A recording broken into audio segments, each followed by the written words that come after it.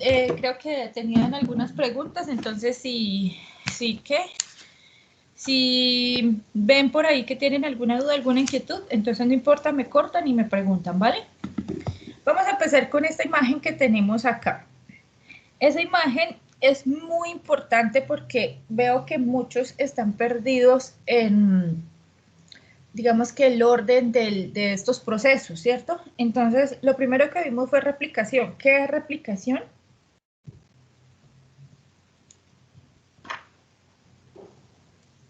El proceso que sufre la célula en división para copiar su material genético.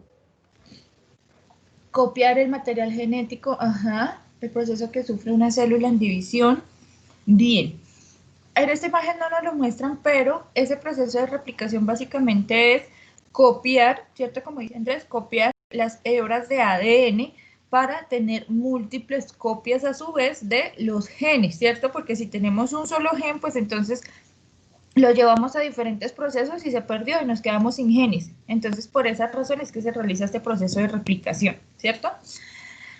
Posteriormente, se realiza, esto es el núcleo de la célula, este círculo que tenemos acá, y todo lo amarillo es citoplasma, ¿cierto? Esto es una doble hélice de ADN, esto que tenemos acá, y resulta que ese ADN sufre el proceso de transcripción, ¿cierto? Entonces aquí tenemos un segmento de DNA que es sometido a transcripción.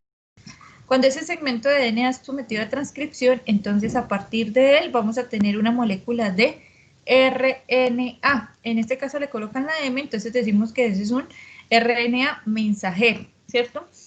Pero el RNA, ¿será que ya lo tenemos así listo para irse a síntesis de proteínas?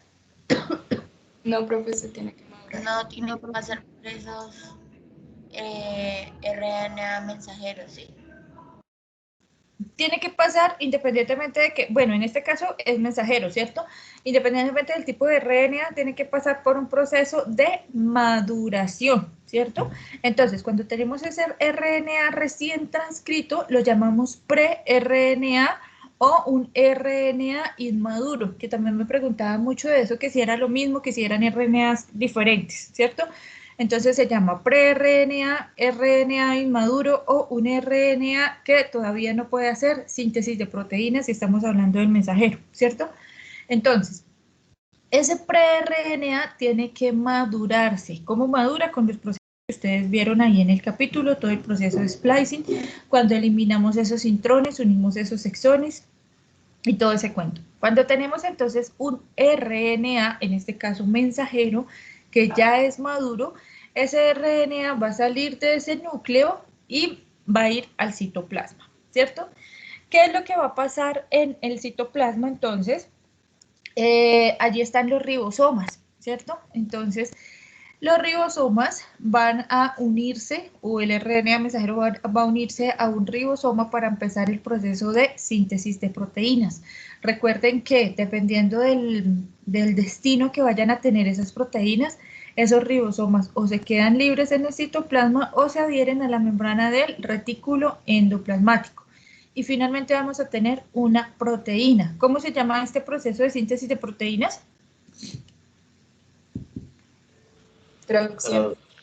Traducción. Perfecto. ¿Cómo se llama este proceso de generar un ARN a partir de un ADN? Transcripción. Ok. ¿Y cómo se llama el proceso para tener copias de ADN? Replicación. Replicación. Parece una bobada, pero es importante hacer claridad en estos nombres de los procesos porque muchas veces nos tendemos a confundir, ¿cierto? ¿Hasta acá alguna pregunta? Profe, yo quisiera aclarar una duda que me surgió al momento de leer, que nombraban que ese ARN mensajero, al pasar al ribosoma, era el ribosoma quien se movía por ese ARN mensajero para generar la copia de la proteína, para generar la traducción. ¿Es el ribosoma que se mueve alrededor de ese ARN mensajero? Sí, muy buena la pregunta, lo vamos a ver ahora en traducción. El ribosoma está en el citoplasma con sus dos subunidades separadas, ¿cierto? Al momento de que el RNA mensajero se une a esa subunidad grande, se ensambla la subunidad pequeña también, ¿cierto? Y se forma el ribosoma. Y el ribosoma se desplaza a través del ARN mensajero leyendo cada codón para que llegue el ARN de transferencia con su anticodón. El movimiento realmente lo hace el ribosoma. El ribosoma se va moviendo cada 3 nucleótidos, que es un codón, se va desplazando sobre ese ARN mensajero para ir generando los aminoácidos que trae el RNA de transferencia e ir formando la proteína. Yo les recomiendo en esta parte que busquen algunos videos que son como muy explicativos sobre el tema. Son unos modelos que han realizado sobre este tema donde se ve realmente ese movimiento. ¿Claro, Andrés? Sí, señora. Profe, pero digamos ese ribosoma se encuentra unido a algún microtúbulo o a algún filamento para poder moverse, o se encuentra No, suspendido en el citosol. se encuentra suspendido en el citoplasma. Pero entonces, ¿de qué manera se va produciendo ese movimiento? ¿De qué le genera esa energía para que se pueda mover? Todo esa energía celular, todo es ATP. Y sí que requiere energía ese proceso de transcripción, de traducción, para que se dé como tal el proceso. Ah, listo, profe. Recuerden que el ribosoma es proteína con ARN ribosomal, ¿cierto? Entonces, esas proteínas específicamente tienen sitios específicos en donde se unen moléculas energéticas para que le permitan a ese ribosoma realizar el desplazamiento. Ah, listo, profe, ya. Quería aclarar esa parte, gracias. Vale, perfecto, Andrés. Bueno, acá tenemos otra imagen, esta imagen que tenemos acá, y es que en el libro, si ustedes pueden ver, un ARN mensajero es una secuencia de nucleótidos, ¿cierto? Un ARN mensajero es como muy lineal, es como, digamos que una estructura primaria, ¿cierto? De un ARN. Pero cuando hablamos de un ARN ribosomal o cuando hablamos de un ARN de transferencia, estas son moléculas que pueden tomar algunas estructuras, ya sean bidimensionales o tridimensionales. ¿Cómo toman esas estructuras? Entonces, básicamente, estos tipos de ARN son moléculas que se pliegan. Recuerden a las proteínas, siempre tomemos como referencia las proteínas, ¿cierto? Las proteínas pueden adoptar diferentes formas porque establecen diferentes enlaces. Y eso mismo sucede con los ARNs ribosomales y ARNs de transferencia. En este caso tenemos la estructura de un ARN ribosómico bacteriano y es una estructura bidimensional. Se adoptan diferentes formas, tanto el ribosómico como el de transferencia. Estas formas se adquieren o se dan por el emparejamiento de bases y específicamente en el ARN ribosomal vamos a tener la presencia de bases que son bases no comunes. Ahí pueden observar ustedes, digamos que hay uniones de bases normales, pero tenemos una AM, no sé si la alcanzan a ver, ¿cierto? Son bases no comunes o bases modificadas. En este tipo de nucleótidos tiende a haber este tipo de bases para formar esa especie como de bucle, como de una zona donde no hay apareamiento, precisamente para darle esta forma a este tipo de ARN. ¿Para qué? Este tipo de ARN es el que va a formar los ribosomas y ellos necesitan entrar en contacto con proteínas. Entonces, esos bucles o esos espacios donde no hay digamos que emparejamiento de bases, porque hay bases modificadas o bases no comunes, son sitios específicos en donde se van a reconocer las proteínas, se unen y forman como tal, en este caso del ARN ribosomal, los ribosomas. Entonces, a diferencia del ARN mensajero, en donde simplemente es una cadena de nucleótidos, este tipo de ARNs, el ribosómico y el de transferencia, van a tener que son no comunes o que son modificadas, en las cuales lo que se busca es que no haya emparejamiento de bases, que se formen como esos bucles, esos globos que ustedes ven ahí, que sean sitios específicos para la unión de proteínas. ¿Listo? Y ese es el ARN ribosomal, como para que tengamos en cuenta esa estructura. Ahora, pasamos a Transcripción en células procariotas eucariotas. Muchos me preguntaban sobre la fórmula que dan ahí en el libro. Esa es una fórmula como de la polimerización del ARN, ¿cierto? De la formación de esas cadenas de ARN. Si tenemos RNA-N más NTP, eso significa que es una cadena de ARN que está creciendo, que se está sintetizando. El NTP es un ribonucleótido fosfato y le vamos a colocar entonces ese nucleótido a esa cadena de ARN, ¿cierto? Para colocar ese nucleótido a esa cadena de ARN se necesita energía. Esa energía viene del adenosín trifosfato. Vamos a ver en esta figura esta partecita porque acá digamos que se explica. Si tenemos esta base nitrogenada que es la adenina y tenemos aquí un azúcar, ¿cierto? Tenemos un ribonucleósido. Recuerden que esto mismo lo veíamos en la replicación. Ahora, necesitamos un fosfato para convertir este ribonucleósido en ribonucleótido, ¿cierto? Ese fosfato, ¿quién me lo trae? El ATP. Me entrega ese fosfato que necesitamos, se enlaza e inmediatamente da la energía para enlazarse a la cadena en crecimiento. Por eso es que ahí aparece RNA N más 1, es decir, RNA, la cadena que viene ya formada, más 1 es el nucleótido que se unió, ¿cierto? Ahora, ese ATP ya se dio ese fosfato, queda un pirofosfato, que está formado por dos fosfatos.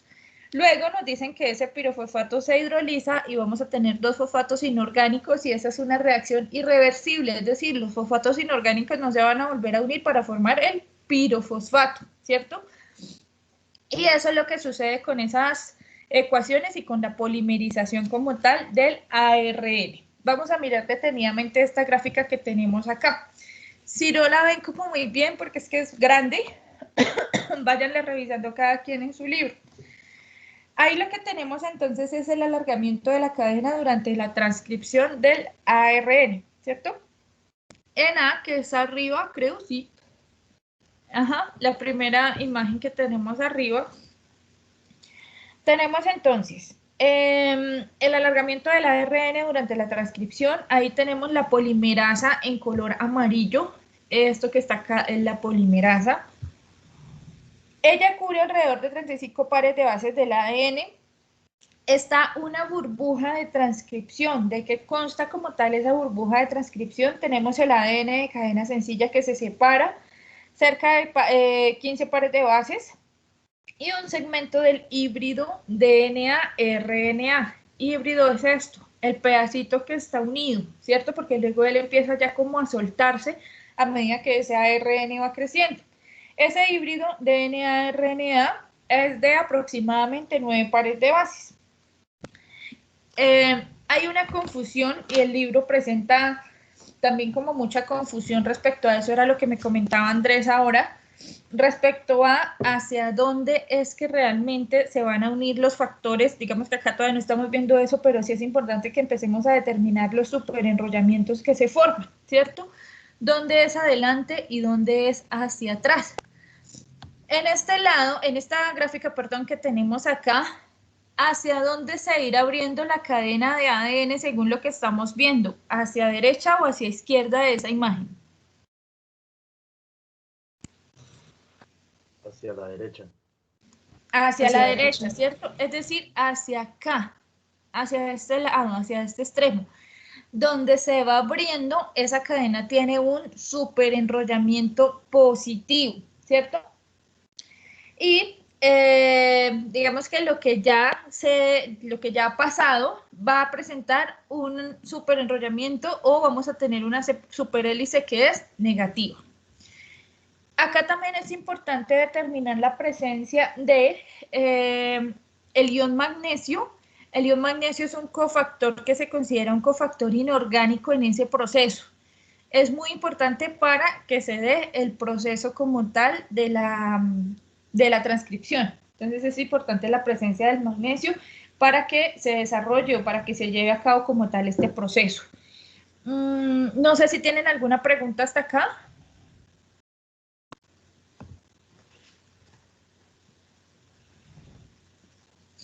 Ok. En la imagen B, creo que es, que aparece ahí, lo que tenemos es, digamos que una imagen más detallada de lo que hace la RNA polimerasa, ¿cierto? Entonces, allí tenemos la polimerasa en el momento de la elongación de la transcripción, es decir, cuando ese ARN va creciendo.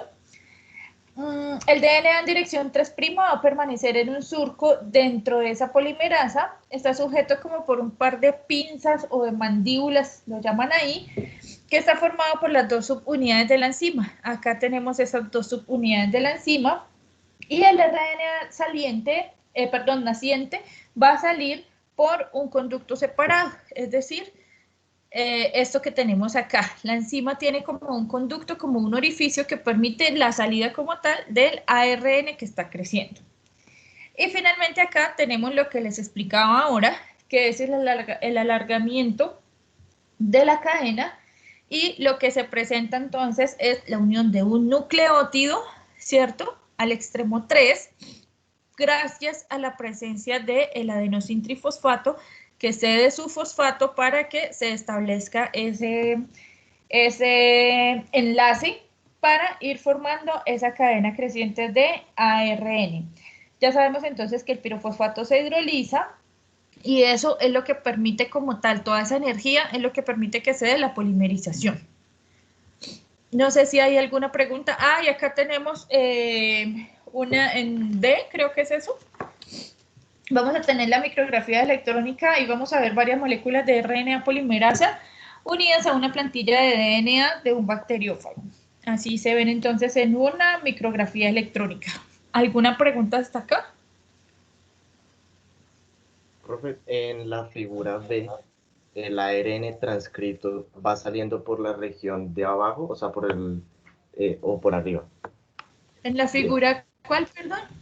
En la B, en la que se ve la ARN polimerasa y y el ADN en curva, como en la L. El Ok. ARN, El ARN va saliendo por el orificio que se ve en la parte superior. No sé si lo alcanzan a ver. Ahí tiene, ya les señalo acá. Acá, este es un orificio que tiene la polimerasa específicamente para la salida del ARN. Acá se está dando la formación. Digamos que acá lo que se está colocando son nucleótidos para que se vaya formando y él va saliendo. ya, listo. Gracias, profe. Ok. Acá tenemos entonces una representación esquemática de lo que se presenta en el inicio de la transcripción en bacterias, ¿cierto? Entonces, tenemos el núcleo de la enzima. La enzima está formada por diferentes subunidades, ¿cierto? Allí nos están mostrando el núcleo como tal de esa enzima y nos están diciendo que cuando no está presente el factor sigma, que es una proteína, cuando no está presente, la enzima no va a entrar en contacto con el DNA en sitios de iniciación de la transcripción que sean específicos. Cuando eso sucede, entonces, la enzima puede unirse al ADN, pero en diferentes lugares y no son sitios específicos, es decir, no se une en sitios que se denominan promotores, sino que se une en cualquier sitio de la cadena. Entonces, se pierde como tal la especificidad de la unión de la polimerasa con la cadena de ADN, ¿cierto? Ahora, cuando está ese factor sigma, se dice que la enzima está completa, también se puede llamar holoenzima, y esta relación de la enzima con el factor sigma lo que hace es que ubica a esa enzima en el sitio específico en donde se debe iniciar como tal el proceso de transcripción, es decir, antes del nucleótido de iniciación en una zona que se llama promotor. Ahí en la imagen aparece -10, -35, creo que más adelante explica esa partecita. -10 y -35 se conocen como secuencias consenso y específicamente son el sitio, esas secuencias consenso que varias personas me preguntaron de esto, Esa secuencia es un sitio específico en donde se van a unir los factores de transcripción. Es importante que se den antes de ese nucleótido o sitio de inicio para que esté toda la maquinaria ensamblada antes del proceso y se dé una reducción de posibles errores en ese proceso. Entonces, el factor sigma lo que hace es decirle a la enzima, se debe unir específicamente aquí, ¿cierto? En ese sitio promotor antes del sitio de inicio de la transcripción. Cuando ya se da el proceso como tal, se pierde el factor sigma a medida que la cadena de ARN va creciendo, es decir, a medida que la polimerasa se va desplazando a través de la cadena de ADN. No sé si hay alguna pregunta sobre este tema.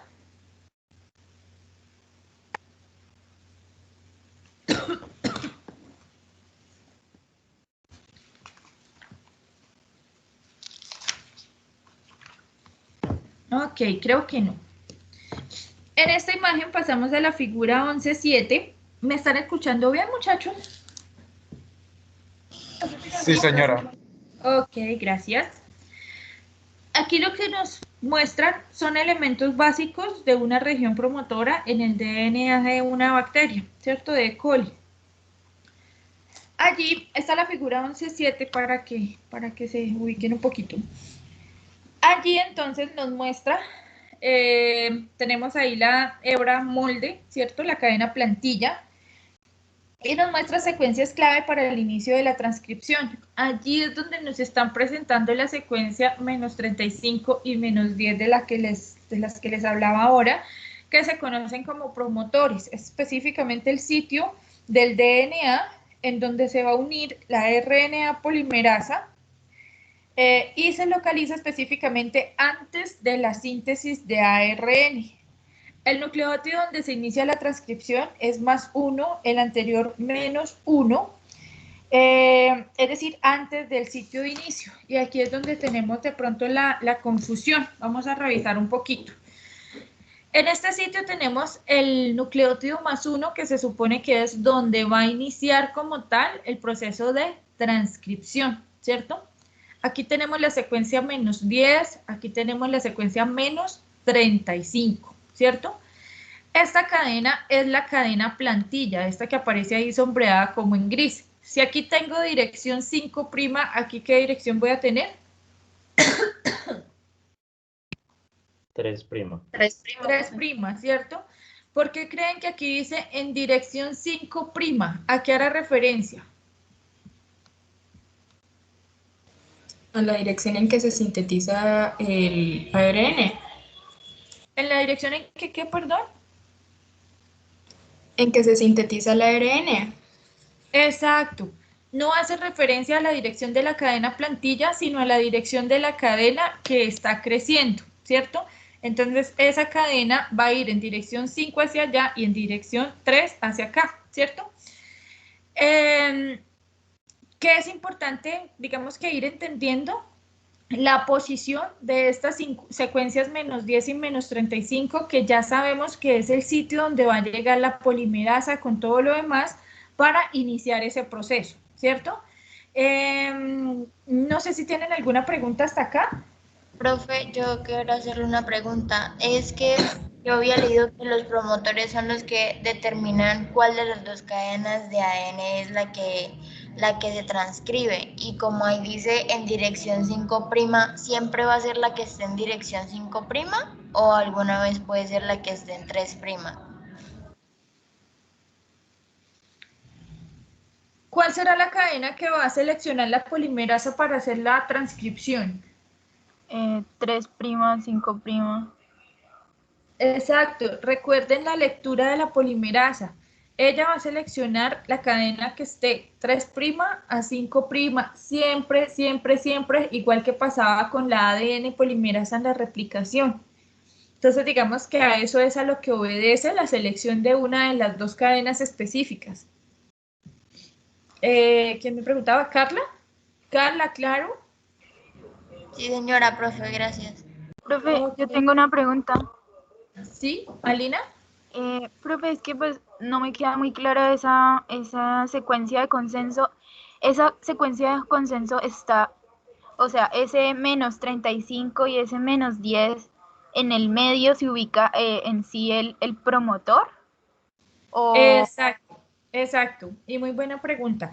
Lo que sucede es que entre estos nucleótidos, es decir, entre menos 10 y menos 35, se va a ubicar, digamos que no el promotor, porque promotor es la secuencia, ¿sí? Digamos que la secuencia promotor, perdón, la secuencia de consenso también se conoce como promotor, es decir, promotor es la cadena de nucleótidos en los cuales se va a unir la polimerasa. Entonces, ¿qué quiere decir? Que entre menos 10 y menos 35 aproximadamente se va a unir la polimerasa para iniciar el proceso de transcripción ya más adelante en un punto de inicio. profe, y esto solamente, esta secuencia de consenso solamente está presente en las procariotas. Según lo que leyeron, ¿qué creen? ¿Está solo en procariotas o en eucariotas también? ¿Qué pasa en eucariotas? Por ahí les explicaban algo de eso. ¿Qué pasará en eucariotas? Profe, en eucariotas hablan sobre lo de la caja tata. Ajá, perfecto. En eucariotas hay cierta similitud y una secuencia que es la caja tata que está conservada en la mayoría de genes en eucariotas superiores. Entonces, esa secuencia es la que permite la unión específica de los factores y de la polimerasa. ¿Claro, Alina? Sí, profe. Ok. Bueno, vamos a mirar un poquito la síntesis y el procesamiento de los RNA ribosómicos y de transferencia. El ribosómico creo que era donde más tenían confusión, algunos ya me preguntaron bastante sobre este tema. Esta imagen es súper clara porque nos está mostrando cómo se forma un ribosoma eucariota, ¿cierto? Entonces, yo les decía que los ribosomas se forman con ARN ribosomal, pero también con proteínas, ¿cierto? Y que los ribosomas tienen dos subunidades. En el caso de los eucariotas tenemos una subunidad 60S, que es una subunidad mayor, y una subunidad 40S, que es la subunidad menor, ¿cierto? ¿Qué sucede? Vamos a ver la formación de la subunidad mayor. Tenemos aproximadamente 49 proteínas ribosómicas para esta subunidad. Allí van a formar esta subunidad el ARN ribosomal 5S, el 5.8S y el 28S. Ellos van a formar como tal la subunidad 60S, ojo con esto, junto con las proteínas ribosómicas, ¿cierto? Mientras que la subunidad menor es una subunidad en la que, en cuanto a ARN ribosomal, solo vamos a tener el 18S, ¿cierto? Y 33 proteínas ribosómicas que forman esa subunidad 40S. ¿Listo? Y así se da la formación de los ribosomas. Básicamente eso es lo que nos muestran en esta imagen. Esta imagen es la figura, ¿qué me fue? 11-14, creo. Sí, y allí lo que nos explican es el procesamiento del ARN ribosomal, que creo que allí varios tenían dudas y ya vamos a mirar entonces cómo se da el procesamiento de ese ARN ribosomal. Iniciamos entonces cuando recién se da la transcripción de este ARN, ¿qué peso va a tener? 45S. Perfecto, ese es un transcrito primario 45S, ¿cierto? Ese transcrito primario 45S, posteriormente entonces va a ser un transcrito de 41S. ¿Qué pasará o qué ocurrirá entre 45S a 41S? ¿Qué puede suceder? Profe, hay un corte del extremo 5'. Muy bien, un corte en el extremo 5'. Ajá. Eso obedece entonces a que esos cortes que hacen las hexonucleasas van eliminando ciertas secuencias que no nos van a servir o que no son fundamentales en los ARN ribosomales maduros, ¿cierto? Ese 45S que se convierte luego en un 41S por esos cortes, es el precursor de algunos ARN ribosomales. Vamos a ver entonces de cuáles, ¿cierto? Tenemos entonces acá, en la imagen nos decían que, a partir de este 41S vamos a tener dos cortes, ¿cierto? Tenemos acá un corte en el cual vamos a originar dos RNA ribosomales. ¿Cuáles serán esos dos RNAs? Entonces, tenemos por un lado el 28S y el 5.8S, ¿cierto? Y por otro lado vamos a tener el 18S. En el caso del 18S lo que ocurre es que, bueno, cuando se da este corte acá vamos a tener digamos que el origen va a ser un 32S y de allí es que salen el 28 y el 5.8, ¿cierto? Que son estos que tenemos acá. Otro producto del pre-RNA o del RNA ribosómico inmaduro 45S, lo que sucede es que abandona el núcleo, se dirige o aparece finalmente en el citoplasma como un RNA ribosomal maduro y ese es el 18S. Entonces, su precursor es el mismo 45S, pero digamos que no madura dentro del núcleo, sino que se encuentra posteriormente en el citoplasma, contrario al 28S y al 5.8S, que su maduración se realiza, como lo estamos viendo acá, dentro del núcleo, ¿cierto? Y por otro lado tenemos el 5S. ¿Qué pasará con ese RNA ribosomal? Se sintetiza fuera del nucleolo.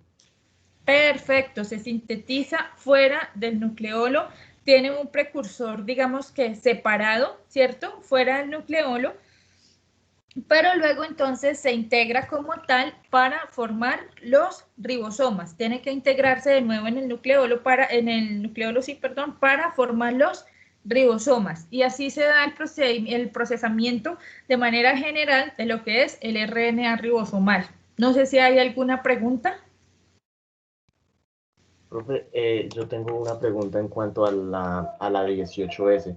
Es que no entendí bien, como que se salía y aparecía en el citoplasma como un ARN ya maduro y allá se unía a la subunidad o se une en el nucleolo. No entendí Ok, bien esa parte. recordemos entonces que ese 18S forma una subunidad específica, ¿cierto? Y está solito, como lo estamos viendo acá, que es la subunidad pequeña del ribosoma, ¿cierto? Entonces, como él no debe estar unido como tal a la subunidad grande para que sea formada, entonces digamos que sobre este RNA ribosomal hay dos hipótesis. Una, lo que es claro es que él se desprende gracias a las accionucleasas, él se corta a partir del 45S porque ese es su precursor, ¿cierto? La accionucleasa lo corta. Una vez se da el corte, entonces él sale como tal porque él no se tiene que unir con otros RNA ribosomales y las hipótesis que hay es respecto a su maduración. No se sabe con exactitud si termina de madurar en el núcleo o si termina de madurar en el citoplasma, porque cuando está en el citoplasma formando la subunidad pequeña del ribosoma, ya tenemos un ARN completamente maduro. Entonces, es posible que las enzimas, las exonucleasas que colaboren o que permitan su maduración estén en el núcleo y estén en el citoplasma. Lo importante entonces es que cuando está en el citoplasma formando parte de la subunidad pequeña de un ribosoma, ya tenemos un ARN maduro que entra en contacto con las proteínas para formar esa subunidad ribosómica.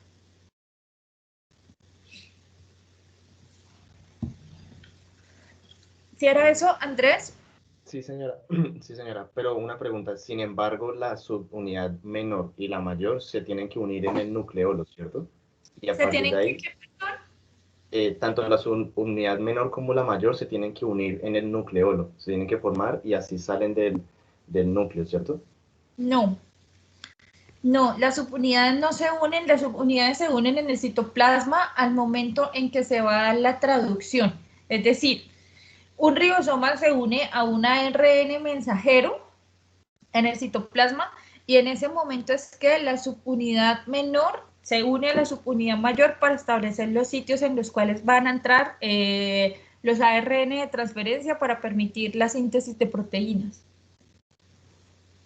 Ah, ok, listo. Por Entonces, eso digamos que la libertad de este RNA ribosomal, porque él no entra en contacto para formar la subunidad en la que él está con otros RNA ribosomales. Profe, ¿y entonces por qué las 5S sí vuelve al nucleolo? Muy buena pregunta, ¿quién lo responde? Porque se sintetiza fuera del nucleolo. Sí, pero ¿por qué regresa al nucleolo? Porque es Porque necesaria para completar la de la subunidad mayor. grande. Exacto, porque es necesaria para complementar o para formar la subunidad mayor, porque él sí está con los otros ARN, es decir, el 28S y el 5.8S. Se sintetiza fuera, pero tiene que estar unido a esos otros ARN ribosomales. Profe, disculpe una pregunta. Llegado el caso de que usted nos haga una pregunta en el quiz o en el parcial, no sé, sobre el precursor de los subcomponentes de los ribosomas, efectuando el 5S, ¿cuál agregamos ahí como precursor? ¿El RNA 45S o el 41S? Debemos entender que el precursor inicial o el transcrito primario es el 45S, ¿cierto? De ahí en adelante ya todo es el proceso que se da a este transcrito primario, pero transcrito primario del ARN ribosomal es el 45S. Vale, entonces la respuesta en una pregunta como esa sería 45S, ya que 41S es parte del procedimiento. Exacto. Vale, gracias. Profe, una pregunta. Sí. Y en cuanto a los RNA nucleolares pequeños, son los que se encargan de realizar el corte acá en lo del ARN ribosomal. Sí. Ya iba para allá. Los ARN nucleolares pequeños son los que realizan todo ese proceso. Ellos tienen que unirse a proteínas, se convierten en ribonucleoproteínas. Cuando tienen digamos que esa formación, cuando ya están así como ribonucleoproteínas, entonces ya empiezan a relacionarse o empiezan a ser parte o a fusionarse con esos precursores del ARN ribosómico para permitir la maduración de este tipo ¿cómo se llama? De ARNs. Entonces, digamos que ellos son los encargados de que se dé como tal la maduración de ese tipo de ARN. Digamos que los encargados de que se dé todo ese proceso. Esa partecita creo que está clara en el libro, ¿sí? O no sé si tengan alguna pregunta al respecto.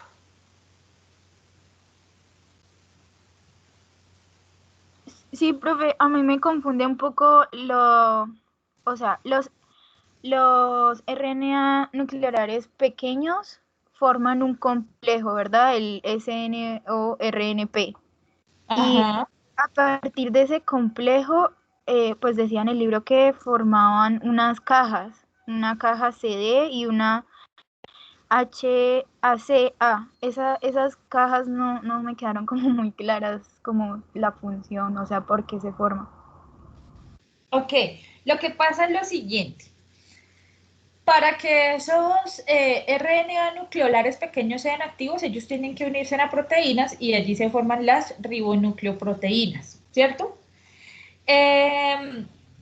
Existen entonces dos grupos, digamos que intervienen en todo este proceso.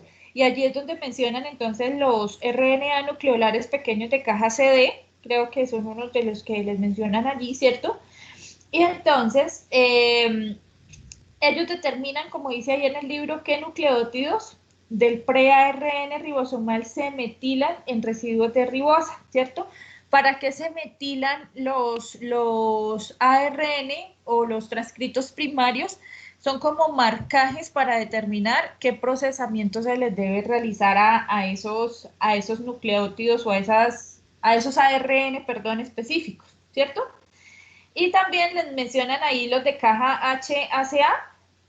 Ellos establecen las uridinas, como mencionan ahí, que se van a convertir en pseudouridinas. Entonces, básicamente eso es marcaje, es una guía para determinar entonces qué procesos se deben realizar, si se deben realizar cortes. Esos marcajes se convierten también en sitios específicos para la unión de las enzimas que van a hacer los cortes o que van a hacer las uniones. Y esa es la función específica de esos, digamos, de esos grupos, de esos RNA nucleolares pequeños de caja CD o HACA.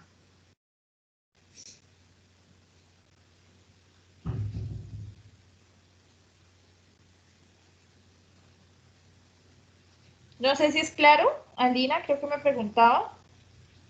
Sí, profe, sí. Ok.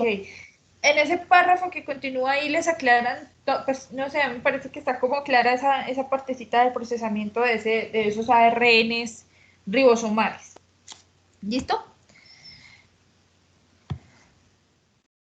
Bueno, vamos a avanzar ahora aquí. En cuanto al ARN de transferencia, ¿tienen alguna pregunta en cuanto a la maduración? Lo importante de entender en el ARN de transferencia es que vienen de genes que están como muy dispersos, ¿cierto? En una cadena de ADN, los genes de ARN de transferencia están como muy dispersos, entonces por eso se debe hacer esa maduración de ese tipo de ARN para establecer como tal lo que sería el ARN de transferencia. No sé si tengan alguna duda al respecto.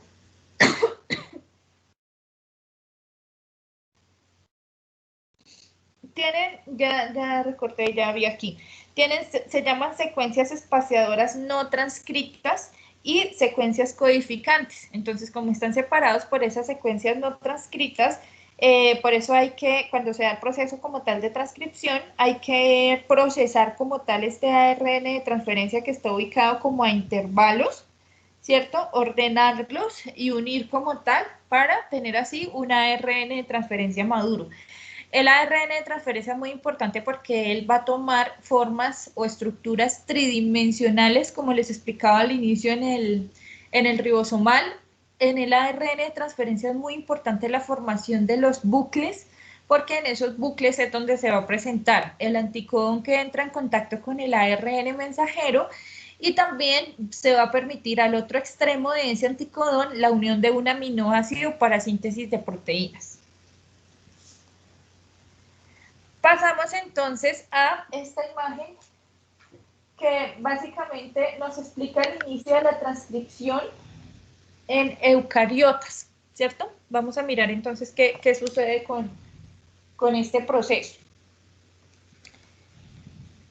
Entonces, todos los RNA mensajeros eucariotas se sintetizan gracias a la RNA polimerasa 2, ¿cierto? Esta RNA polimerasa es una enzima muy grande, tiene aproximadamente 12 subunidades. Acá en este ejemplo que nos dan, nos muestran 3 genes, que son genes de la ovoalbúmina de pollo, de la globina beta de conejo y la globina beta de ratón, ¿cierto? Y esos son los 3 genes específicos que vamos a ver. ¿Por qué nos ponen esos 3 genes? Para explicarnos que son secuencias conservadas en estos eucariotas superiores, ¿cierto? Y que esos 3 genes tienen secuencias conservadas en cuanto a lo que hablábamos por ahí al inicio, en cuanto a la caja TATA, que es el sitio promotor para el inicio de la transcripción en eucariotas, ¿cierto?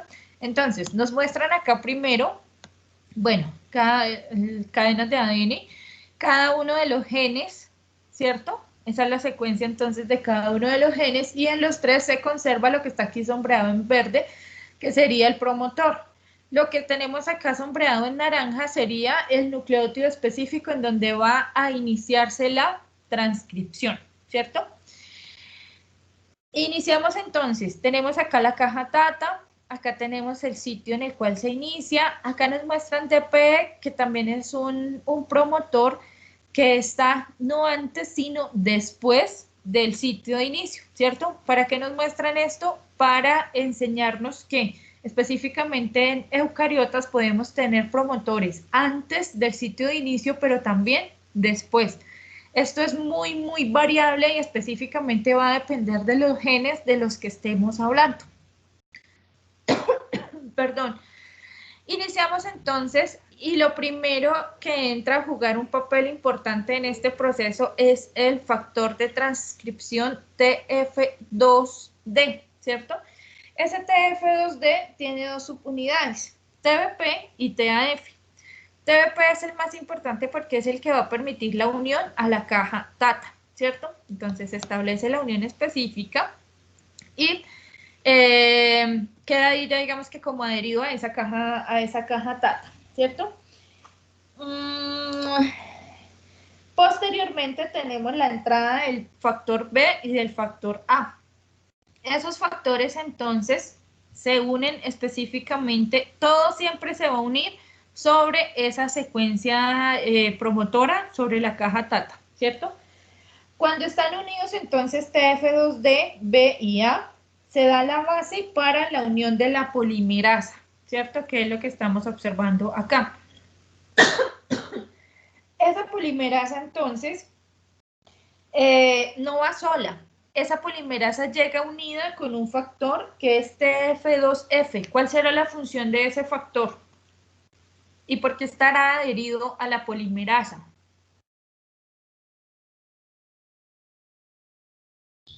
Profe, porque es un homólogo del factor sigma en los procariotas.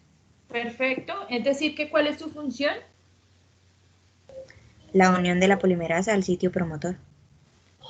La unión, más que la unión, ¿qué es? Como el marcaje, girar a la polimerasa. El marcaje o la especificidad. Es decirle a la polimerasa, este es el sitio específico en donde se debe colocar. Se me pasaba a decirles, el B, el factor de transcripción 2B, básicamente lo que va a dar es el sitio de unión para la polimerasa 2. Por eso es que aparece acá y es el sitio donde llega, interactúa con el factor F para unir la polimerasa, ¿cierto? Bueno, entonces ¿alguien me va a preguntar algo? Sí, una compañera y después yo. Ok.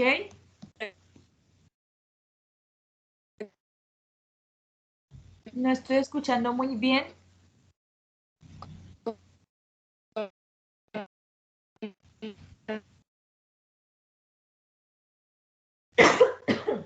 No sé si alguien escuchó bien, que me pueden replicar la pregunta, por favor. No, es que se escuchó como entrecortado. Ajá, sí escuché. De pronto sí la puedes escribir en el chat para que la profesora lo pueda leer.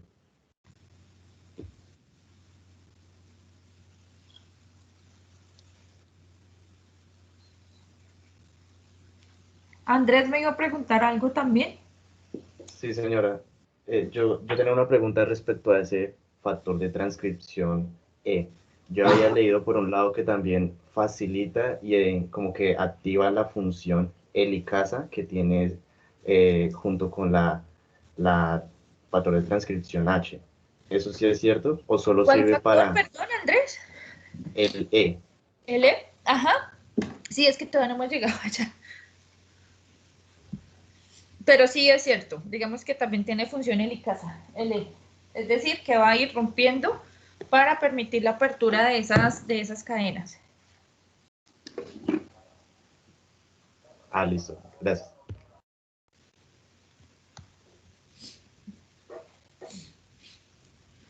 Listo, que me había hecho la pregunta si ya tiene mejor conexión, no importa, me corta y me pregunta, ¿listo?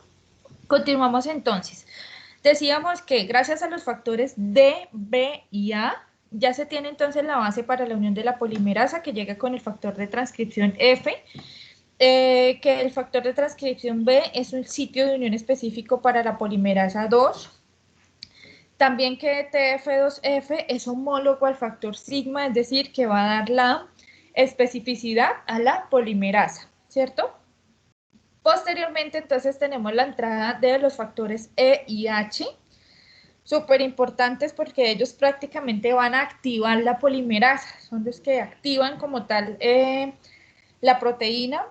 TF2H tiene 9 subunidades y 3 de ese factor, 3 subunidades, tienen actividad enzimática. Y esto es supremamente importante. ¿Por qué? Porque hay una de esas subunidades con actividad enzimática cinasa.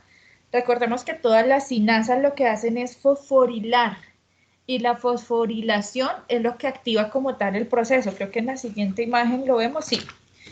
La fosforilación es lo que activa como tal el proceso. Se fosforila un extremo específico de la polimerasa que ya vamos a ver ahorita más adelante. Y esto es lo que permite que esa polimerasa arranque el proceso como tal de transcripción. Y las otras dos subunidades tienen actividad helicasa, como lo mencionaba ahora Andrés, las dos subunidades de H y también el factor de transcripción E tienen actividad helicasa, que básicamente lo que van a hacer es desenrollar las cadenas de ADN en ese punto para que pueda iniciar la transcripción para generar esas cadenas de ARN. No sé si hay alguna pregunta. ¿Es clara la función de cada uno de los factores, la llegada de todos esos factores para unirse a la polimerasa, entender que no es la polimerasa la que trabaja sola en este proceso? Profe, ahí iría la duda que yo le planteé en el chat respecto a la dirección en la que se unían esos complejos. Ajá. Pues digamos, ¿cómo hay que entender lo que decía que es 5', como decíamos, en la dirección en la que se transcribe? Sí, lo que pasa es que acá toda esa unión de factores, ¿en qué dirección estarán? ¿Hacia 3 o hacia 5 de la cadena de ADN? Hacia el frente de la cadena. ¿Perdón?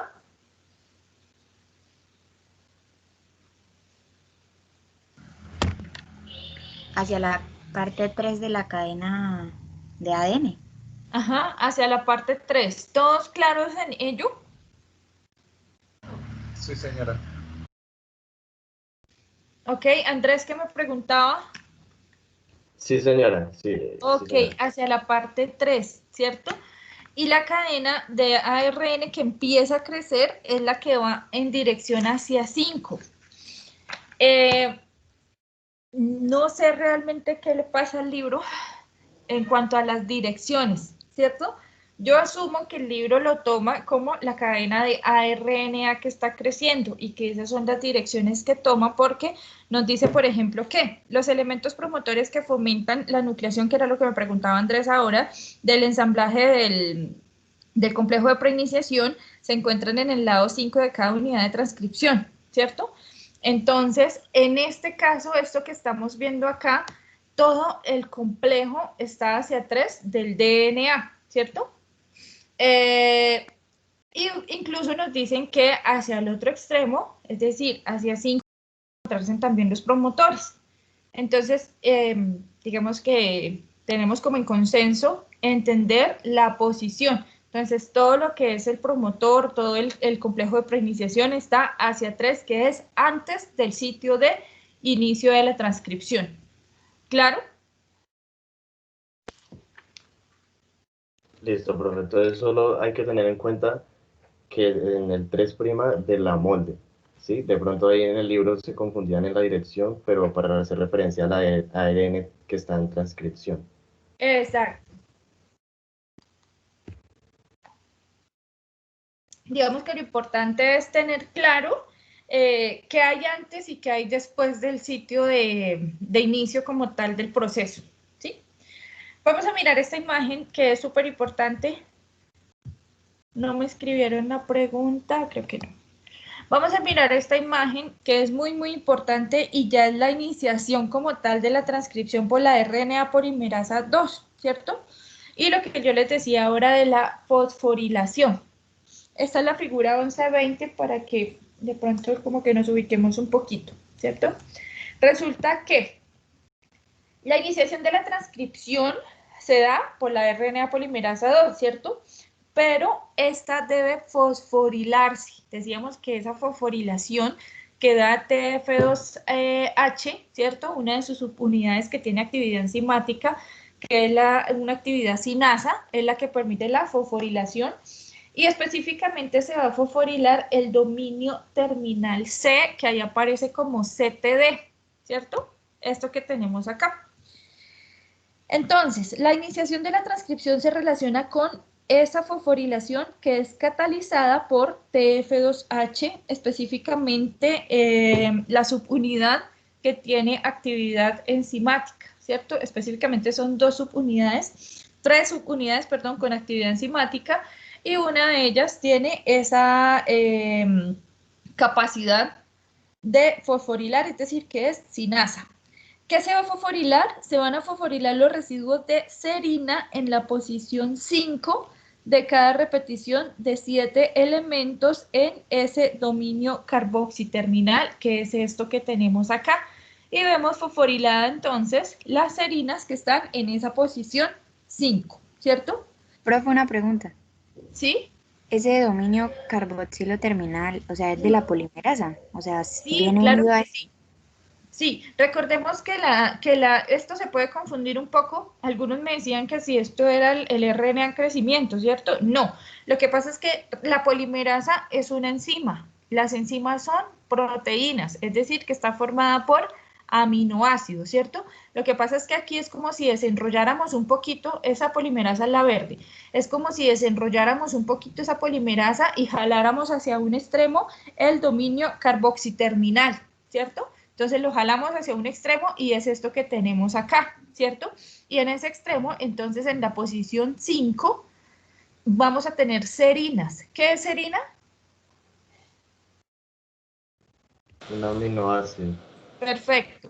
Y ese aminoácido de serina va a estar fosforilado, es decir, que va a llegar esa sinasa de ese factor H y va a colocar entonces fosfatos en esas serinas. ¿Claro? Ailén creo que me había preguntado. Sí, señora, profe. Profe, pero ahí también mencionan que no solo es en el aminoácido 5, sino que también en el 2. Sí, ya vamos para allá. Profe, una pregunta. Sí, Digamos, lo que están mostrando ahí de esa secuencia de aminoácidos de ese dominio carboxiterminal es esquemático, ¿cierto? O sea, digamos que lo muestran ahí como si estuviese ¿cómo se llama? Esa continuidad de esferas amarillas. Eso es esquemático, así realmente, o si sucede cuando la ARN polimerasa 2 se adhiere a la ADN, ¿cómo es? A la hebra de ADN, se desenrolla ese dominio no, para permitir.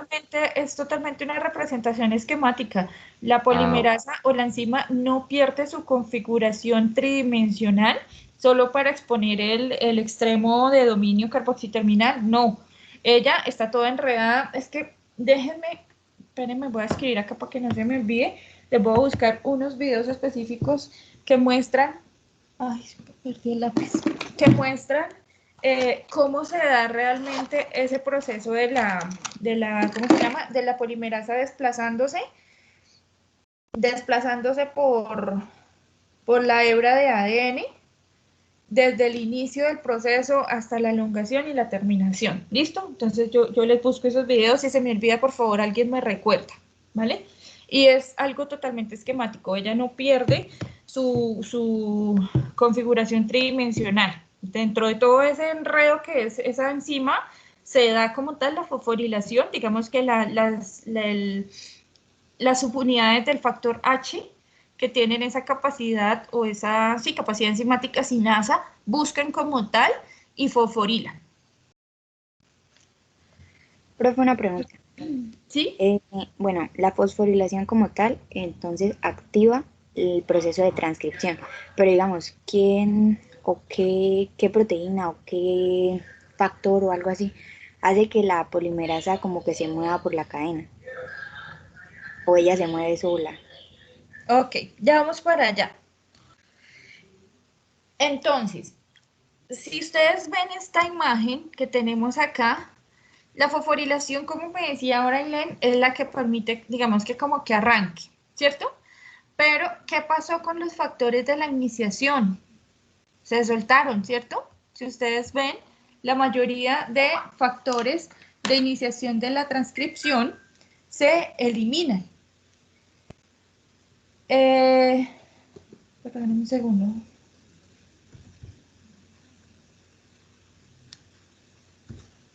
Ya.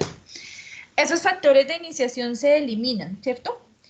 ¿Qué es lo que pasa entonces? Aparecen otros factores que ustedes están viendo ahí. Entonces, nos dice en la imagen, el escape del promotor se va a acompañar de cambios en la conformación de la polimerasa, la cual se va a convertir en una enzima que, digamos que ya es una enzima procesiva, una enzima que progresa a través de la hebra de ADN y aparecen los factores. No sé si los ven ahí, S, 2, EWL y PTFB. Esos son tres de muchos factores. Digamos que esto en eucariotas es bastante complejo porque cada gen varía en los factores que presenta, ¿cierto? Entonces, para estos tres genes que son los que estamos estudiando, se presentan estos factores. Esos se conocen como factores de elongación y se relacionan con la polimerasa a medida que ella se va desplazando por la cadena de DNA. Y es lo que me preguntaba ahora Ailén. Ese 2 que ven ahí, que aparece aquí como esta esferita amarilla, ayuda a la polimerasa a moverse de nuevo después de una pausa. Resulta que, no sé si lo leyeron por ahí, no sé realmente si lo mencionan en este libro, pero hay algo que se conoce como represores.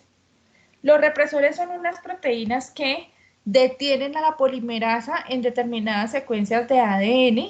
Digamos que es una forma como de regular el proceso, ¿cierto?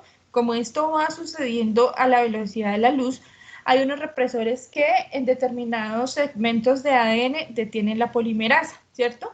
Entonces, en esa detención de la polimerasa hay enzimas que miran a ver si el ARN naciente se está sintetizando de la manera correcta. Y para que ella progrese, entonces es este factor, el S2, el que permite entonces que la polimerasa vuelva a moverse después de que se pausa. Dentro de ellos también PTFB es una sinasa que va a fosforilar, lo que decía por ahí Ailén también, que también se fosforilan los residuos 2 de serinas, ¿cierto? Al inicio solo se fosforilan los 5 o las serinas que estén en la posición 5, pero este factor, que es TFB, él tiene una subunidad enzimática con capacidad sinasa de fosforilar.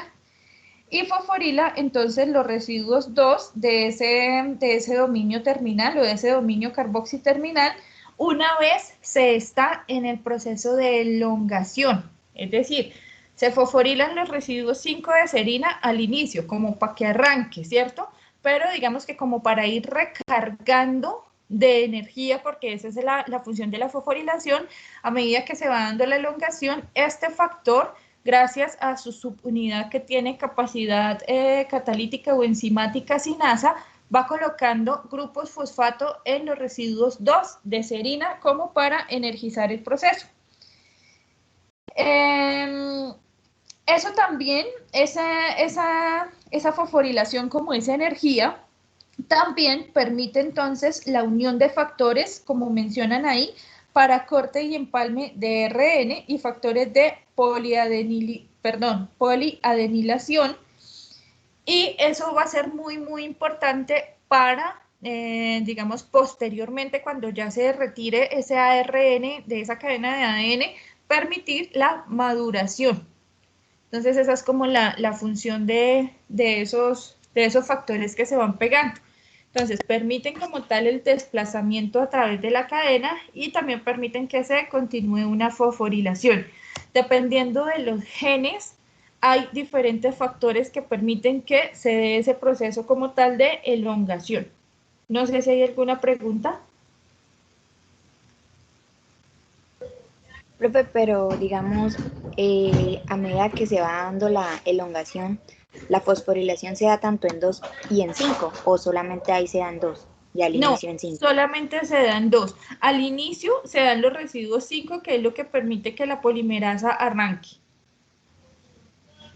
Ah, bueno, Y profe. posteriormente en elongación, digamos que en iniciación se fosforilan los residuos 5, ¿cierto? Y en elongación se fosforilan los residuos 2. Sí, sí, señor.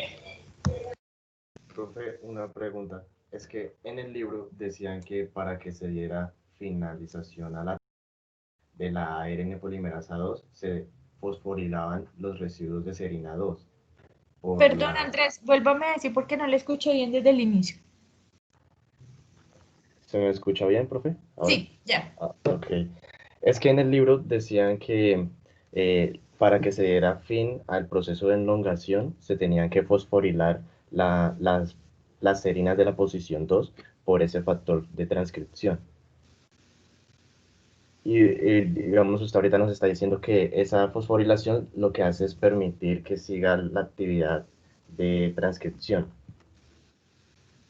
Lo que pasa es que, por eso les decía que, digamos que la elongación se permite por los factores que se unen y por la fosforilación a las serinas 2, ¿cierto? Esas mismas fosforilaciones son las que permiten o energizan el proceso como tal para que crezca la cadena de ARN, ¿sí? Y también lo que les decía al final, se fomenta el reclutamiento o la entrada o la unión de factores para corte y empalme de ARN. Es decir, esa fosforilación a su vez permite la unión de proteínas que vayan, digamos que la terminación de la transcripción es algo que es muy incierto, digamos, no es algo muy definitivo la forma como se da este proceso. Entonces, esa fosforilación permite a su vez la unión de proteínas que vayan permitiendo como tal el corte del ARN para que se dé la finalización. Entonces, básicamente a esto es que se refiere. La terminación de la transcripción en algunos genes se da por reconocimientos de secuencia y en algunos genes se da por presencia de ciertas proteínas o de ciertos factores de terminación. Entonces, se permite como tal la fosforilación en la serina 2, se permite que se dé la elongación, pero también que se vayan uniendo proteínas que están encargadas de hacer corte para que llegue la terminación. Finalmente, el único consenso que hay es que hay secuencias específicas en el DNA eucariota que permiten que la polimerasa vaya perdiendo su velocidad y que se vaya dando el fin como tal del proceso. No sé si es claro, Andrés. Andrés, porfa, dígame en qué parte del libro mencionan lo de la fosforilación en la serina 2. Profe, la verdad ahorita la página y el párrafo preciso no lo tengo, pero después de clases, si lo alcanzo a encontrar, lo mando al grupo. Ok, O acá, de pronto leí mal, entonces también. ok, acá nos dice una cosita que quiero que leamos. Dice, conforme la RNA polimerasa se desplaza por el gen que transcribe otra sinasa, que es la TEFB, que mirábamos ahora, fosforila al extremo carboxiterminal de los residuos de serina en la posición número 2. Se cree que este cambio en el patrón de fosforilación facilita el reclutamiento, lo que les estaba diciendo ahora, de factores proteínicos adicionales que están implicados en el procesamiento del RNA y la terminación de la transcripción. Entonces, permite como tal el proceso, ¿cierto? Gracias a la fosforilación. Creo que esto era lo que decía Andrés, pero también permite, no es que la fosforilación permita la terminación, permite el reclutamiento o la adherencia de proteínas que faciliten como tal la terminación de la transcripción, básicamente que hagan corte de ese transcrito primario y se pueda eliminar del ADN. Profe, Eso es lo que permite básicamente la fosforilación. Sí, era esa parte a la que yo me refería, profe. Ok, Y listo, profe, ya me quedó claro, gracias. vale. ¿Quién me iba a preguntar? ¿Alina? no, profe, también iba a decir que esa fosforilación también va a ayudar finalmente pues a crear el ARN maduro, porque todos esos factores digamos el CTD, me acuerdo que decía que es el que como a reclutar las diferentes adeninas que van a formar la cola de Con la poli-A. polía. Ajá. Sí, Exacto. Es lo que, digamos que ayudan también en el procesamiento para tener el ARN maduro. En cuanto a la terminación, como decía ahora y como decía por ahí el libro, entonces digamos que no hay como una evidencia clara de la terminación del proceso, ¿cierto? Hay algunos genes que tienen secuencias de terminación que están como muy bien definidas. Esto está muy claro en las células bacterianas. Las células bacterianas sí tienen secuencias de terminación. Digamos que no hay como una opinión final del proceso, ¿cierto? Se cree que también hay algunos factores o algunas proteínas de corte que permiten como tal que se dé fin a ese proceso, pero no es algo que está todavía como muy definido. Pero digamos que a rasgos generales, así es como sucede este proceso de transcripción, específicamente la iniciación y la elongación, que es, digamos, como lo más importante. En esta imagen tenemos, entonces, algo que ya como que conocemos y hemos manejado, y es todo lo que tiene que ver con la eliminación de intrones y con la unión de exones, ¿cierto? Acá tenemos entonces, esta es la figura 1123. Tenemos intrones, exones de las porciones de un genoma de adenovirus, ¿cierto? Acá tenemos una porción, sí, del genoma de adenovirus. Hay secuencias discontinuas de los bloques que están marcados con X, Y y Z. Eso es de un RNA mensajero que codifica diferentes polipéptidos. Ok. Vamos a mirar entonces qué es lo que pasa. Los intrones son los Is, I2, I1, perdón, I2 y 3, ¿cierto? La idea entonces es separar intrones y unir los exones. Los exones entonces serían X, Y, Z, ¿cierto? Lo que se hace o el procesamiento es lo que ya conocemos, que ya habíamos visto entonces con las ribonucleoproteínas, la formación del espliciosoma para eliminar esos intrones y unir exones. Y este proceso lo vamos a mirar con mayor detenimiento. Acá tenemos lo mismo, ¿cierto? Acá yo les iba a comentar algo que había visto y dije que les iba a hacer énfasis acá y ahora no me acuerdo. No recuerdo qué les iba a decir, pero bueno, este es el intrón que tenemos acá en este fue un experimento, ya me acordé.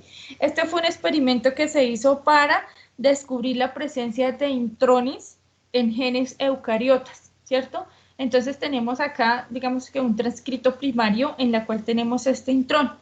Ahí hicieron un experimento, por favor, revísenlo, es demasiado sencillo en la figura 1124. ¿Cierto? Como para entender un poquito cómo fue que se descubrieron realmente esos intrones. Ahí utilizaron un DNA-C, que es un DNA complementario. Eso lo hacen totalmente in vitro en el laboratorio. Lo hacen específicamente porque la enzima no reconoce ARN sino ADN, pero digamos que es como sacar una copia y es lo mismo. Conclusión, se descubrió entonces que gracias a las enzimas de restricción se corta como tal el intrón, ¿cierto? Para poder eliminarlo. Acá podemos observar la misma secuencia, pero el intrón, digamos que disminuye gran cantidad de su tamaño. Esto fue lo que hicieron en el laboratorio. Y así se comprobó entonces la presencia de esos intrones. Lean por favor ese experimento para que entiendan un poquito cómo fue el descubrimiento de esos intrones. Es importante, para eso fue que les coloqué esa imagen. Y vamos a pasar a esta imagen que tenemos acá. Si no la ven muy bien, por favor, sigamos la del libro. ¿Listo? Es muy importante. Acá nos muestran el modelo del ensamblaje de la maquinaria de corte y empalme y algunos pasos que ocurren durante el proceso. En el paso 1, que es esto que está acá, nos están mostrando la porción del pre-RNA mensajero o un RNA mensajero inmaduro que se va a someter a corte y empalme, ¿cierto? Ahí lo tenemos entonces. En el paso 2, el primero de los componentes de corte y empalme es U1-SNRNP. ¿Qué será eso? ¿Qué tipo de molécula es? Esos son ARNs nucleares pequeños, ¿no, profe? Ajá, ARN nucleares pequeños. Además, ¿qué tienen?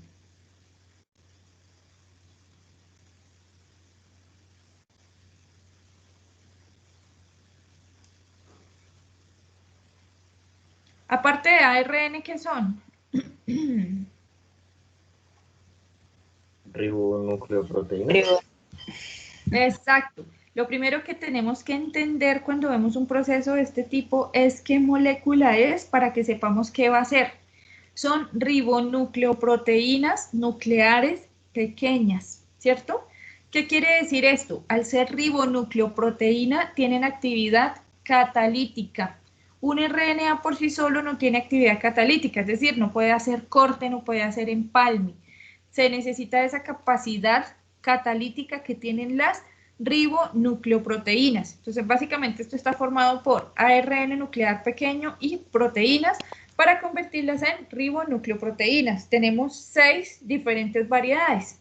Entonces, en primer lugar tenemos las U1. Volvemos a ese paso 2. El primero de los componentes de corte y empalme es U1-SNRNP, es decir, una ribonucleoproteína nuclear pequeña que se une al sitio 5' del corte y empalme del intrón. Ahí la observamos que está ubicada entonces a ese extremo del intrón. La secuencia nucleotídica de esa ribonucleoproteína se complementa con el sitio de corte y empalme del pre-RNA mensajero del RNA inmaduro, y hay evidencias que indican que esa ribonucleoproteína se une de manera inicial al extremo 5 del intrón por la formación de pares de bases específicas entre el sitio de corte y empalme y esa ribonucleoproteína tal cual como se ve en el cuadro A. Entonces vemos que esa unión se establece por puentes de hidrógeno porque hay emparejamiento de bases, ¿cierto? Y ya quedó ahí unida U1 o esa ribonucleoproteína. En el siguiente paso, entonces, tenemos otra ribonucleoproteína que es U2, ¿cierto? Se va a unir como tal al complejo de corte y empalme, se une al RNA inmaduro que tenemos ahí, ¿cierto? Que es el que vamos a procesar. También nos lo muestran en el cuadro A, y esta unión ocasiona algo muy, muy importante, ¿cierto? Ocasiona que un residuo de adenosina específico, que es el que aparece ahí como con un puntico, se exponga hacia afuera de la hélice, y lo observamos en el paso 3. Ese residuo de adenosina es el sitio en el cual se va a bifurcar la soga. ¿Sí ven que ahí dice se bifurcará la soga? Esa función que cumple esa ribonucleoproteína al colocar ahí esa adenosina, ¿cierto? O ese residuo de adenosina es muy importante porque es el punto en el cual se va a establecer la formación de ese lazo o esa soga que mencionan ahí para hacer la eliminación de los intrones. Vamos en el paso 3, creo, ¿cierto? Sí. Se cree que U2, que a esa ribonucleoproteína lo recluta la proteína que se llama U2AF. ¿Qué quiere decir lo recluta? Estas son proteínas o ribonucleoproteínas que no pueden durar todo el tiempo en el proceso.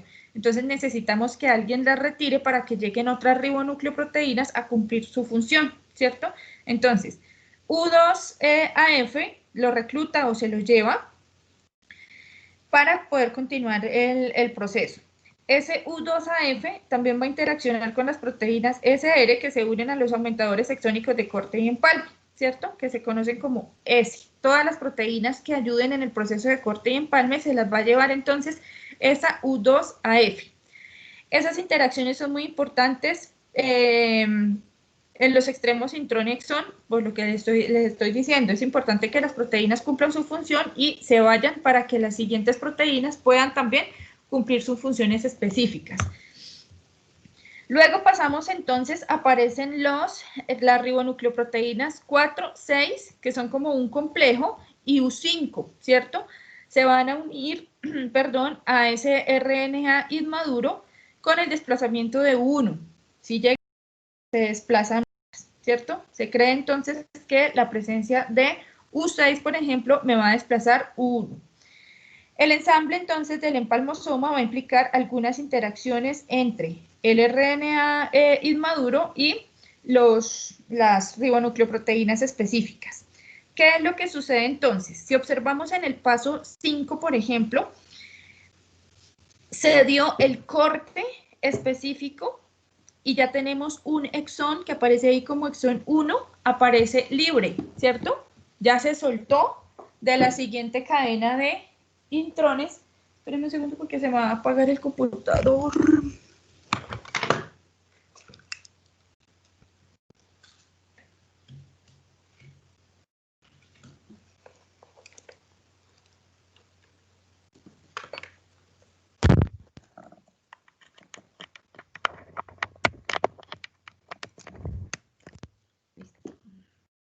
¿Me están escuchando bien?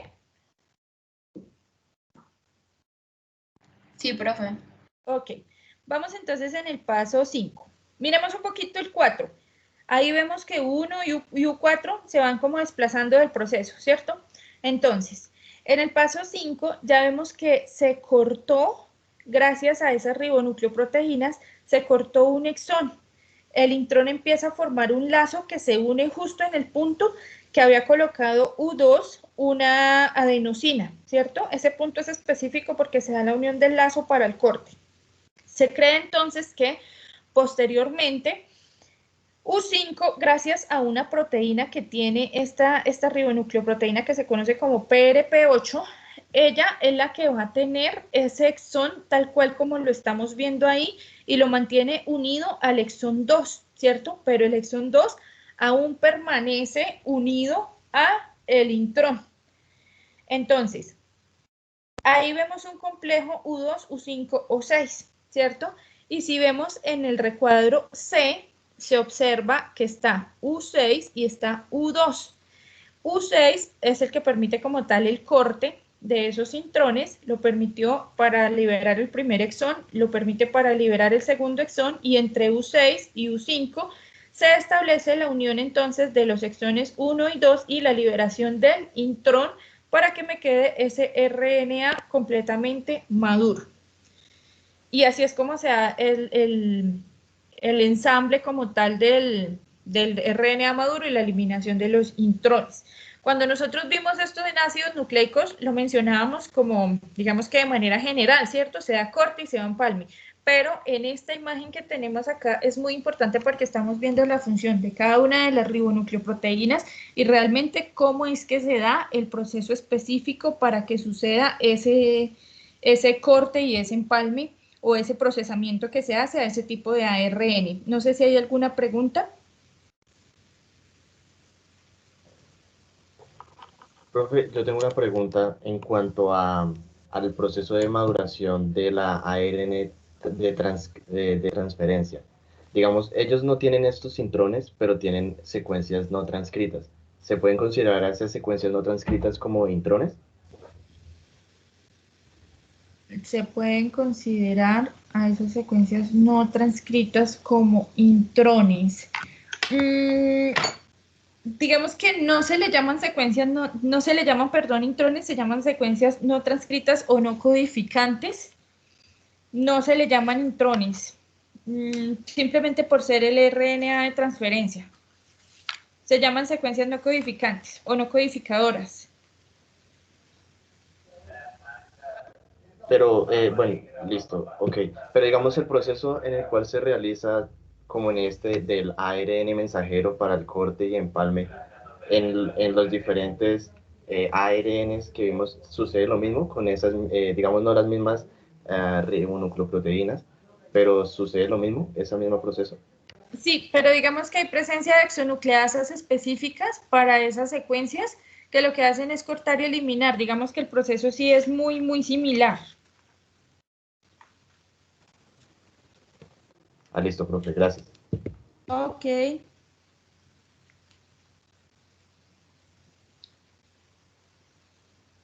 Para ese proceso, es que no les incluí esa imagen. Para ese proceso podemos ver la imagen 1131 que está ahí en el libro, en donde nos muestran la estructura y el autocorte y empalme de los intrones del grupo 2. Recuerden que estos intrones, entonces, perdón, esos intrones sí, del grupo 2 hacen, es decir, Ellos no requieren la presencia de ribonucleoproteínas como en este caso, sino que esos mismos intrones tienen esa capacidad de cortar para poderse unir. Incluso hay una imagen, creo acá, en donde comparan los dos. Corte y empalme, creo que es la figura 1134, sí. Ahí como que comparan los dos procesos. Básicamente en esos RNA bidimensionales o tridimensionales existen intrones del grupo 2 que tienen esa función de autocorte. Entonces digamos que esa es la diferencia que se presenta, que no necesitan, digamos que elementos extra como las ribonucleoproteínas, sino que son RNAs que hacen autocorte en algunos casos. Y en otros casos tienen exonucleasas específicas para hacer el corte, siempre dependerá de los genes que se transcriban, es decir, del tipo de ARN que se esté hablando.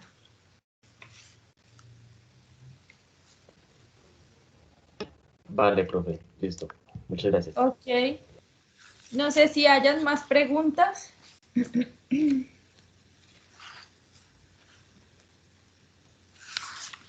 No les coloqué nada en la parte final de los ARN reguladores pequeños. Ahí están los de interferencia. Digamos que no me parece que esa temática sea así como tan compleja. Simplemente es como más informativa. Los microRNA. No sé si tienen alguna pregunta.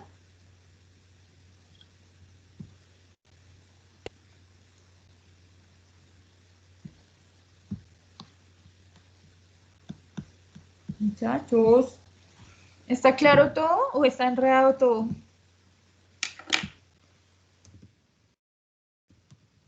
¿Fue un poquito más clara la temática o digamos que sí sirvió de algo? La explicación de las imágenes. Pero pues igual sigue siendo un poquito, pues, digamos como que complejo. No, pues complejo al momento como de no estarlo entendiendo bien, pero ya con lo que usted nos está ayudando acá, pues la verdad sí es de gran ayuda. Ok, sí, la transcripción suele ser un poquito compleja, pero lo que les digo, enfoquémonos en entender sobre todo el procesamiento de los RNAs es importante. Del proceso de transcripción como tal, los factores que están, la función de cada uno, la iniciación, la elongación, eso es lo básico. Y pasar entonces ya a la temática de traducción, que es lo que vamos a trabajar la próxima semana. Recuerden que el martes tenemos quiz de transcripción.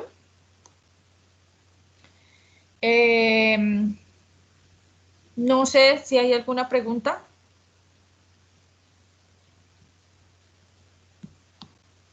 Mañana es viernes. Mañana les puedo, perdón, mañana les puedo resolver algunas preguntas o inquietudes que tengan por ahí entre 11 y 12 de la mañana. Tengo como un tiempito, entonces les puedo atender algunas preguntas que tengan. ¿Listo? Profe, una pregunta, ¿cómo será la metodología del quiz? No sé, no sé cómo será. Creería yo, no lo he pensado, que es de selección, por acá por Teams. Ah, ok, gracias. Ok.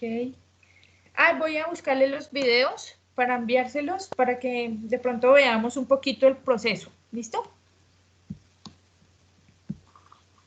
Profe, entonces para el quiz tenemos como más presente como la síntesis, elongación y maduración de la ARN transferencia, del ARN ribosomal y la ARN mensajero y los ARN reguladores pequeños los tenemos más como para el parcial o como.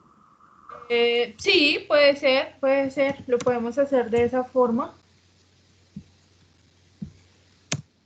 Profe, ¿qué metodología tiene más o menos pensada para el quiz? No lo he pensado, realmente lo que les digo es esto de selección, pero no, la verdad no lo he pensado ni lo he hecho menos. Igual será algo muy, muy sencillo. no va a ser así como tan... Enfoquémonos en lo que decía ahora Alina, creo, en la maduración de los ARN y el proceso de la transcripción como tal. ¿Listo? Y la parte final, digamos que los RNA pequeños, los microRNA y esa parte, dejémosla para el parcial. ¿Listo? ¿Les parece? Vale, profe, sí, mejor, muchísimas gracias. Sí. Ok. Vale, perfecto. Listo, muchachos, entonces nos veríamos el próximo martes.